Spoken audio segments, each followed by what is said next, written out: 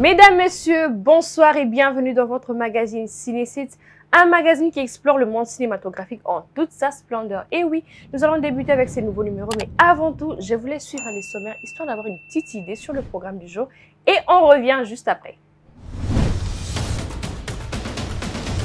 Au sommaire de ce nouveau numéro de Ciné7 Magazine, la rubrique News vous présentera les infos sur le nouveau film de Superman, suivi de films qui ont actuellement plus d'entrées sur le box-office. Quant aux nouveautés, n'oubliez surtout pas de noter les dates de prochaines sorties en salle. Et l'actrice Sophie Okonedo fera objet du portrait du jour. Ciné7 Magazine, 100% cinéma d'ici et d'ailleurs. Et si une simple paire de lunettes suffisait à dissimuler l'identité du plus grand super-héros? Et oui, je vous laisse découvrir le Superman qui vient de sortir récemment. Regardez.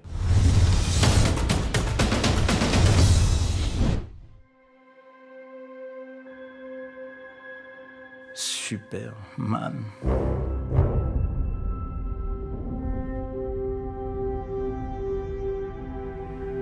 L'être le plus puissant qui soit sur la planète Terre. Nous nous rencontrons maintenant, comme prévu.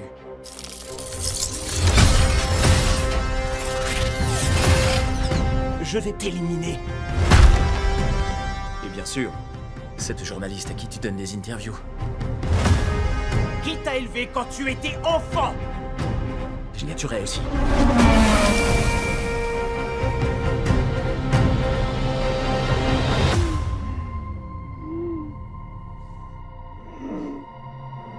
Il n'a certes rien inventé, car cette astuce est déjà dans un comic book consacré aux super-héros d'ici, mais le Superman de James Gunn explique pourquoi personne ne reconnaît le personnage lorsqu'il est en Clark Kent.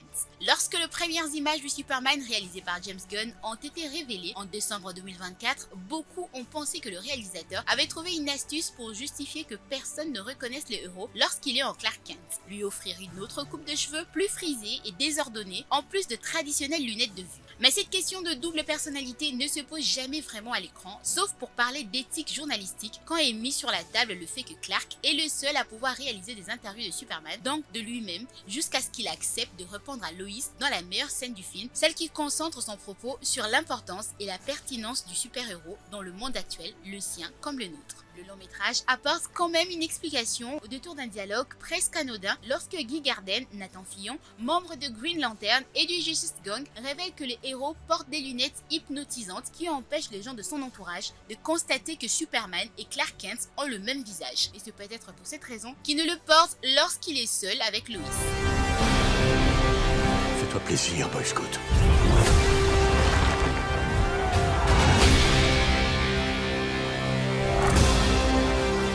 Bouclez vos ceintures, les enfants.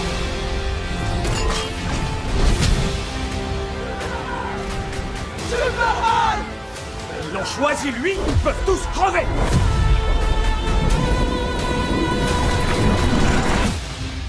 Hey! Arrête de faire l'idiot, tu veux? Je fais pas l'idiot, je fais des trucs importants.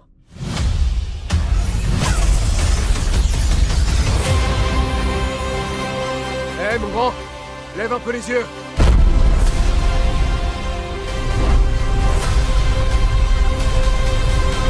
Ciné7 Magazine, 100% cinéma d'ici et d'ailleurs. Quentin Dupieux revient avec une comédie grinçante et glacée, L'amour au piano de Adèle Exarchopoulos. Suivez.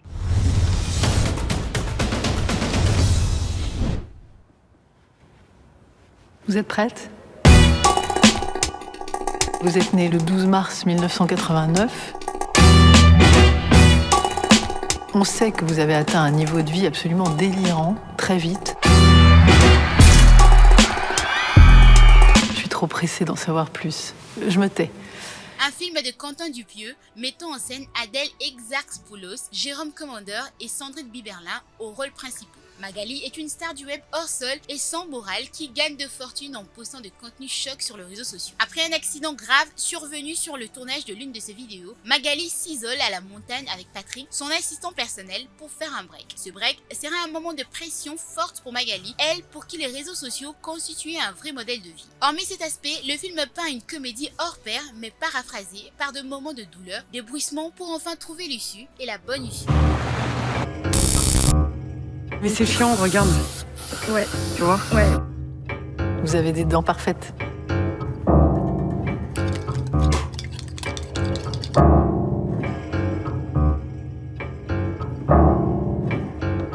que ça à foutre de votre vie, sans déconner? C'est tout de même stupéfiant, vous ne trouvez pas? Je le savais.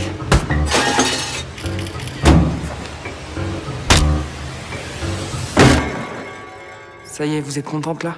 Ah bah non, on va pas s'arrêter en si bon chemin. Ciné 7 Magazine, 100% cinéma d'ici et d'ailleurs. Et c'est l'heure de faire le point sur le box-office en cette deuxième moitié de l'année avec cette news. Let's go.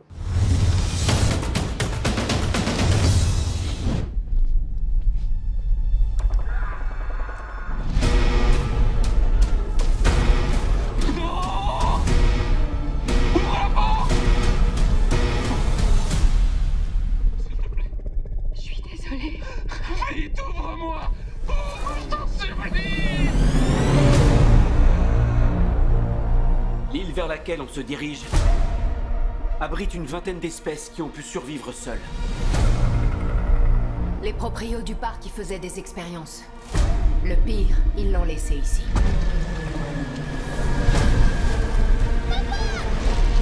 Plus vite! Plus vite!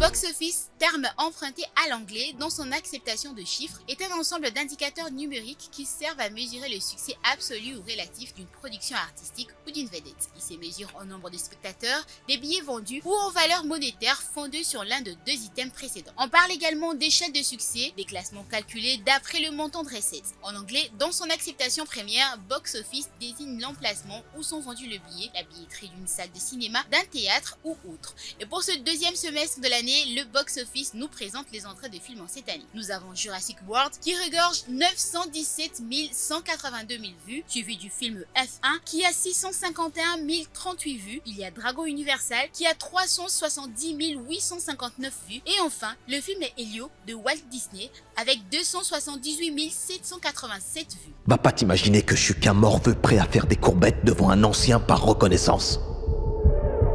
J'aurais jamais dû t'entraîner là-dedans. Il tente sa chance par l'intérieur. Contact! C'est lui, l'autre pilote? Attends, tu m'as dit qu'il était vieux. Il est pas si vieux. Je vois surtout un homme séduisant. Mais qu'est-ce qu'il fait? Plan C, tenez-vous prêts! Espérons qu'on aura des opportunités plus tard. L'espoir n'est pas une stratégie. Rien à ajouter, professeur? Roulez vite. T'as déjà vu un miracle? Pas encore. T'as pensé à ce que j'en sentirais si tu meurs sur le circuit? 3 tours! 3 tours, c'est une éternité!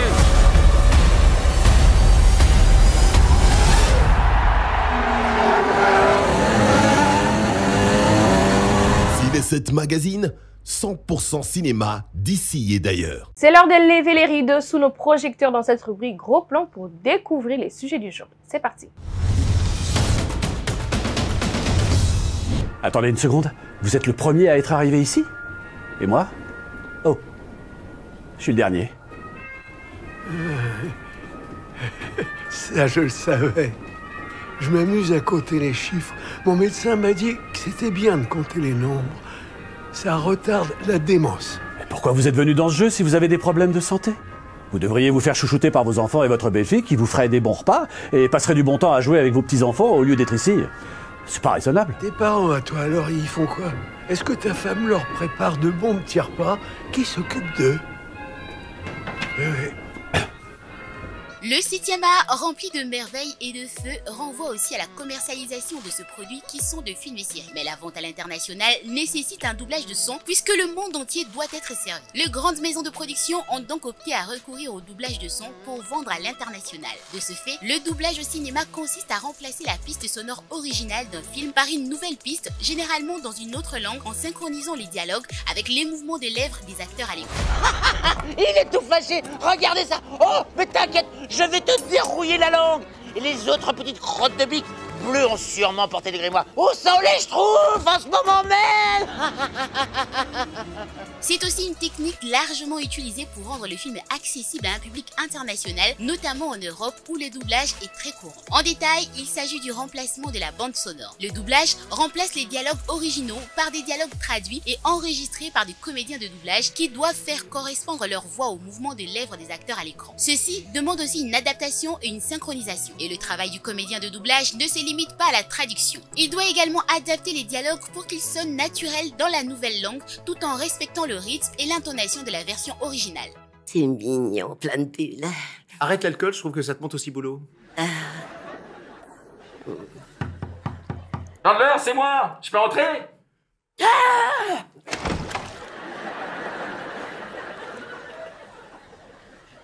J'ai passé une journée assez difficile. Je vais me chercher du poulet. T'en veux? Ah, non, non, merci, j'en veux pas. Bon, au revoir. Hein. Très bien. T'es sûr? Tu veux pas un peu de riz, des haricots, des frites? Ah, je t'ai dit que je voulais pas manger. Tire-toi d'ici, Joey! Ça va? Ça va, Chaton? Non, je suis vraiment désolé, il voulait pas décoller. Il me demandait si je voulais pas un petit peu de poulet. Du poulet? Mais moi, j'en fais du poulet. Hé, hey, Joey! Oui, bon alors, tu pourrais m'acheter 3 plans de poulet, un petit peu de chou rouge, un petit peu de riz, un soda... Ah, sans sucre. De cela, il faut savoir que cela nécessite des techniques de doublage. Il y a entre autres le doublage labial dans l'objectif et de faire correspondre au maximum le dialogue traduit au mouvement de lèvres des acteurs. Suivi du doublage par remplacement de voix, il s'agit d'un remplacement général de la bande sonore, parfois sans se soucier de la synchronisation labiale parfaite. Et le rôle du comédien de doublage ici est non seulement de maîtriser la langue, mais aussi de posséder de compétences d'acteur pour mieux transmettre les émotions et l'intention du personnage. Retenons que le doublage permet de toucher un public plus large en rendant le film accessible à ceux qui ne comprennent pas la langue originale, d'où son importance majeure. Le doublage en France est très courant et la plupart de films en étranger sont diffusés en version doublée. Et en France, vous avez des acteurs de doublage tels que Danny Clover, le génie d'Aladin et Buzz Leclerc. Patrick Poivet double Bruce Willis, Tom Cruise, Charlie Sheen. En conclusion, le doublage est un processus complexe qui demande une grande maîtrise technique et artistique pour adapter et traduire un film tout en préservant son impact émotionnel. Les réseaux sociaux aspirent vos âmes dans un grand espace vide et sans intérêt. Quand je te regarde, voilà les émojis qui me viennent à l'esprit. Celui de la corde, de la pelle et du trou. Oh, t'es la nouvelle psychopathe, c'est ça? Et toi, la reine des abeilles autoproclamée? Fait intéressant sur les abeilles. Quand on leur arrache le dard, elles tombent raides mortes. Sois un peu sociable, tente le coup. C'est vrai que j'aime donner des coups. C'est la partie sociable qui me dérange. OMG, t'es absolument magnifique. Et juste une chose, elles sont où tes moustaches? Repose encore cette question et tu n'auras plus que 8 vies. Pour ton information, je ne me crois pas supérieure à tout le monde. Seulement supérieure à toi. Ciné7 Magazine, 100% cinéma d'ici et d'ailleurs. Et on poursuit avec les nouveautés, c'est-à-dire les prochaines bandes annonces prévues en salle et surtout sélectionnées uniquement pour vous. C'est parti.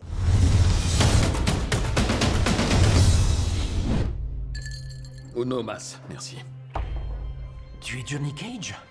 J'adorais Citizen Cage quand j'étais gamin. Merci mec, ça fait plaisir. Il devrait faire un reboot. Y a pas un blaireau qui irait voir ça. C'était déjà de la merde dans les années 90. Johnny Cage, tu as été choisi pour combattre. Oh, me dites pas que vous êtes des fans débiles. Comment tu fais ça? Vous nous suivez ou pas?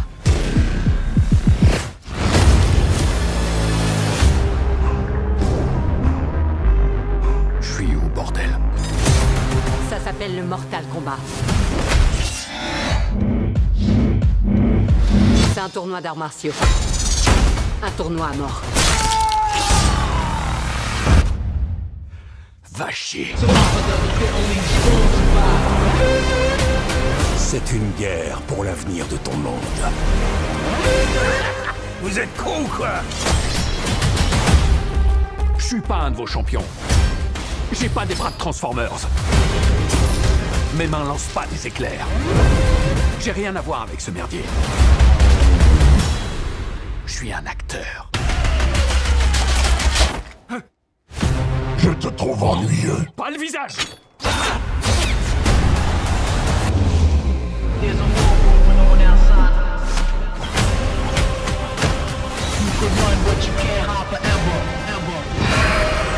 Il est temps de devenir le héros que tu étais destiné à être.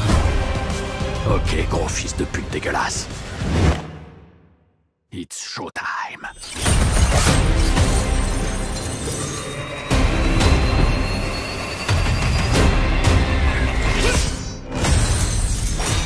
Get over here!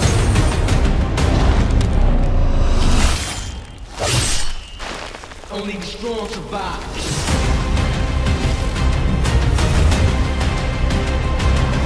Freeze him! Tu te fous de moi, t'as aucun pouvoir! Je suis juste un putain de BG.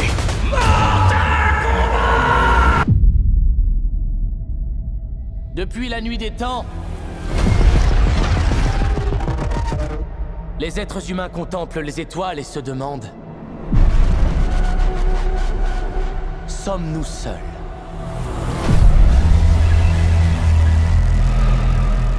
Tous ne parlent que d'IA et de tech de nos jours. Les mondes virtuels, comment seront-ils? Quand va-t-on y aller? Eh bien les amis, nous n'allons pas y aller. Ce sont eux qui vont venir ici. Je vous présente Ares, le soldat absolu. D'une force surhumaine, ultra rapide, supérieurement intelligent. Et s'il tombe sur le champ de bataille, je vous en fais un autre aussitôt. Tu crois que tu contrôles tout ça? Tu as tort.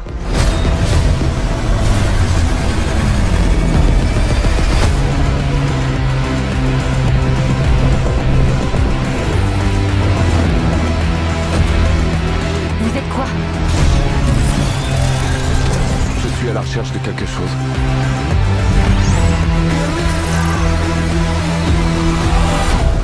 Quelque chose que je ne comprends pas.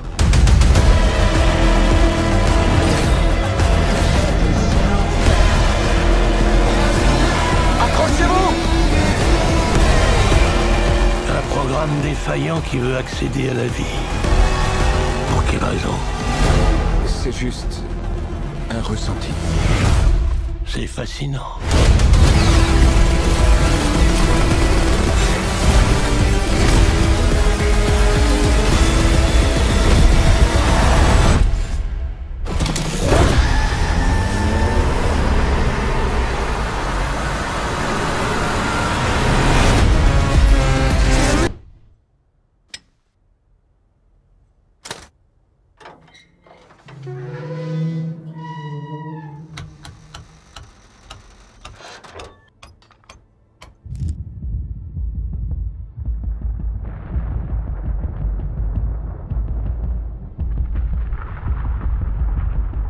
Ça brûle dans 5, 4, 3, Dépêche. 2, et...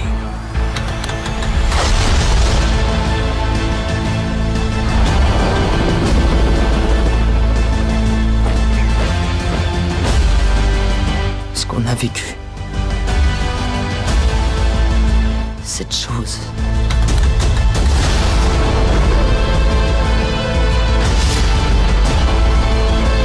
Elle nous lie tous. Pour toujours.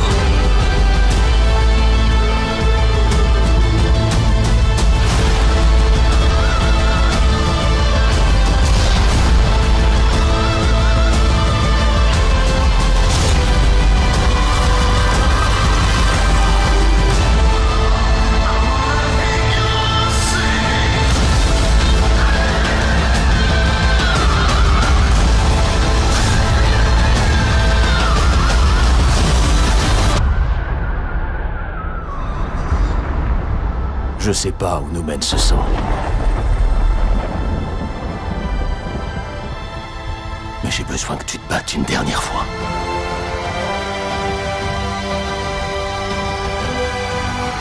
On va en finir avec tout ça, ma grande.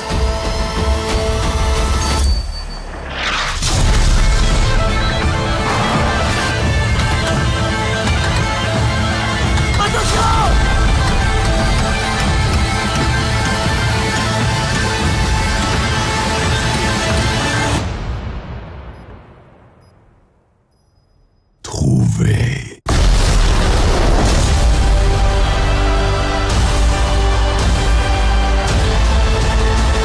Ciné7 Magazine, 100% cinéma d'ici et d'ailleurs. Et on boucle la boucle de ces numéros avec le portrait de Sophie Okonedo. C'est parti.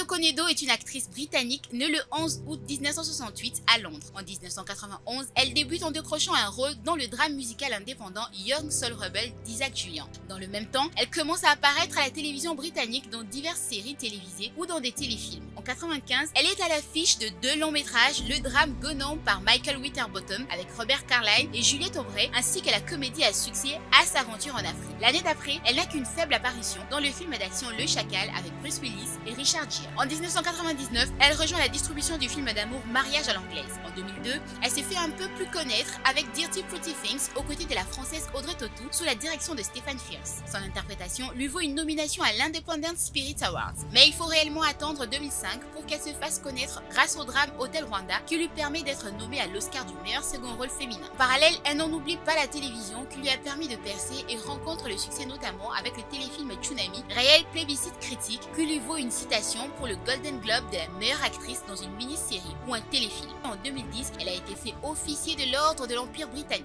Cette année-là, elle apparaît dans 2 épisodes de Doctor Who et incarne Winnie Mandela dans le film biopic Winnie, l'autre Mandela qui lui vaut une nomination aux BAFTA Awards.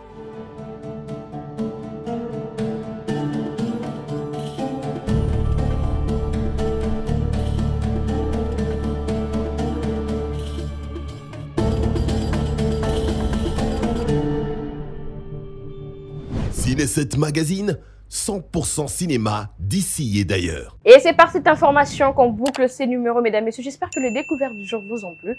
On se retrouve la semaine prochaine pour un tout nouveau numéro de Ciné7. Entre-temps, portez-vous bien et bonne suite de programmes sur Innov Télévision. Et surtout, bon week-end à tous.